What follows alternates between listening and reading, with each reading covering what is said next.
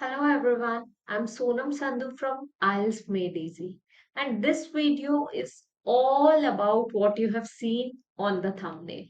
So मुझे पता है आप में से बहुत सारे लर्नर्स को ये डाउट है कि मेरे एक मॉड्यूल में बैंड 5 है या दो मॉड्यूल्स में बैंड 5.5 है, ओवरऑल 6 है, तो क्या मुझे आइल्स का एग्जाम दोबारा देना चाहिए और do I need to wait until 10th अगस्त?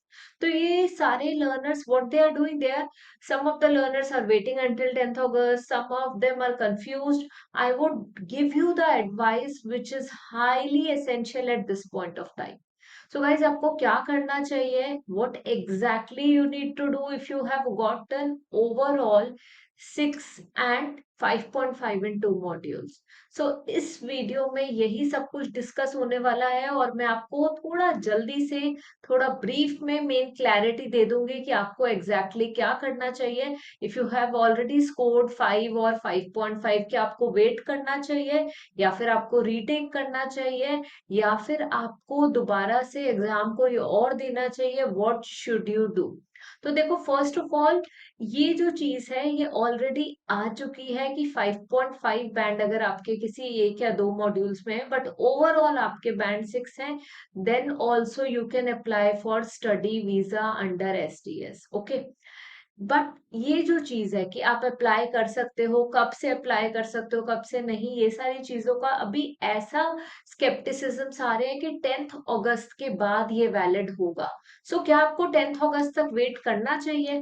देखो, मेरा सजेशन क्लियरली ये होगा कि अगर आपके 5.5 बैंड से कम है ना, बैंड 5 है, बैंड 4.5 है दो मॉड्यूल्स में, मतलब 5.5 बैंड से कम है, then you should certainly retake the exam. Actually होता क्या है, देखो, अगर बैंड 6 ओवरऑल आ रहे हैं, है ना, बट किसी एक या दो मॉड्यूल्स में आपका स्कोर काफी कम है, किसी में 4.5 रह गया, किसी में बैंड 5 हो गया, सो हो सकता है ऐसे अगर हम बात करें तो आपका एक्सेप्ट हो जाए, बट लेटर ऑन जब कॉलेजेस की बात है ना, एम्बेसी हो सकता है एक्सेप्ट कर भी ले उस चीज को, बट जब हम कॉलेज की बात करें तो कॉलेज एक्सेप्ट ना करे तो एनीवेज आपको आइल्स का एग्जाम दोबारा से देना ही पड़ेगा।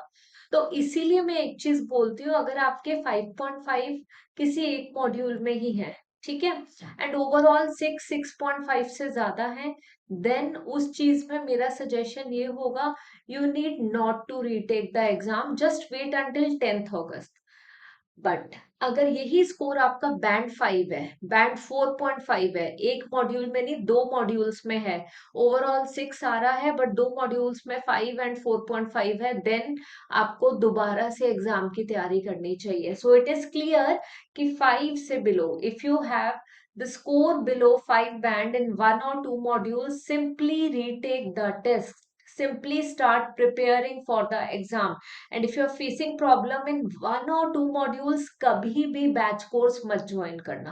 देखो, ये चीज मैंने अपनी पिछली वीडियो में भी बताई है जिसमें हमारे साथ एक स्टूडेंट थी who has already scored band 9 in reading and listening modules, band 7.5 in writing and speaking modules, and she took coaching from us, and that too only for 15 days she was able to crack her exam, and that too with 7.5 band in writing and speaking modules and 9 in reading and listening. So मैं आपको हमेशा एक चीज suggest करती हूँ, और वो student ने भी बहुत अच्छी एडवाइस दी थी। अगर आप वो वीडियो देखना चाहते हो तो लिंक अबव मैं शेयर कर दूंगी, वो जरूर आप जाके देख सकते हो, ठीक है। तो वो स्टूडेंट ने भी एक ही चीज एडवाइस करी थी, एंड दैट थिंग वाज कि अगर आप बिगिनर हो, अगर आपको बेसिक्स की नॉलेज नहीं है, अगर आपको एक से ज्यादा मॉड्यूल्स में प्रॉब्लम आ रही है, देन इन दैट केस आपको बैच कोर्स में जरूर जाना चाहिए, है ना। ग्रुप क्लास को ज्वाइन करना चाहिए, जहाँ पे बहुत सारे लर्नर्स हैं एक क्लास में, उसे जरूर ज्वाइन करना चाहिए। But if you are facing problem in one और टू मॉड्यूल्स, सो इतना अपना माइंड मेकअप कर लो कि वन और टू मॉड्यूल्स की जो है इम्प्रूवमेंट वो तभी होगी when you are going to go for one on one classes, and one on one classes IELTS made easy से better आपको कहीं नहीं मिलेंगी, that's for sure. If you want to attend one on one classes, simply contact below, आपको number दिख रहा होगा, आप व्हाट्सएप करो, वहां पे आपकी नुपुर मैम से बात होगी, have a word with her, explain करो अपने सारे डाउट्स, एक्सप्लेन करो कि आपकी मेन प्रॉब्लम क्या है, कहाँ पे प्रॉब्लम आ रही है। On the basis of that will be providing you the best educator as per your requirement. तो देखो इतना क्लियर है, अगर 1 और 2 मॉड्यूल्स में वीक हो तो you need to go for 1-on-1 classes only, because जब टीचर सामने बैठा होगा तो आपके उन्हीं मॉड्यूल्स पे हम लोग फोकस करेंगे, ना कि जो मॉड्यूल्स में आप ऑलरेडी अच्छा परफॉर्म कर रहे हो उस पे। Whereas in a group class हमें सारे मॉड्यूल्स पूरा सिलेबस कवर कराना होता है, no matter whatever you scored in those 2 modules, we are going to teach you everything. Okay, so अभी यहाँ पे हम करते हैं दोबारा से फाइनल, मैं आपको एक यहाँ पे कंक्लूड कर देती हूँ, एंड दैट इज कि अगर आपके बैंड 5 से कम है, सिंपल, अगर बैंड 5 से कम है आपके किसी भी मॉड्यूल में, है ना, तो आप दोबारा से तैयारी शुरू करो आइल्स की and retake the exam. But यही अगर आपके खाली बैंड 5.5 है, वो किसी एक ही मॉड्यूल में 5.5 है, बट ओवरऑल 6 और 6.5 है, then I would suggest you to wait until 10th August. पर अगर 10th अगस्त को भी नहीं आता, क्योंकि अभी तक जो भी चीज थी, जैसे सिंगल मॉड्यूल रीटेक था, तो वो हम कब से वेट कर रहे थे, बट वो अभी आया, वो भी कंप्यूटर डिलीवर्ड एग्जाम के लिए आया। जिन्हें ये नहीं पता, ये भी न्यूज में ऑलरेडी अपडेट कर चुकी हूँ, काफी टाइम पहले बता चुकी थी। तो single module retake is now available in the computer delivered exam only, है ना। तो वो भी कंप्यूटर डिलीवर्ड में आने में कितना टाइम लग गया था, हम वेट कर रहे थे 6-7 मंथ से, बट वो आया 7 मंथ्स के बाद।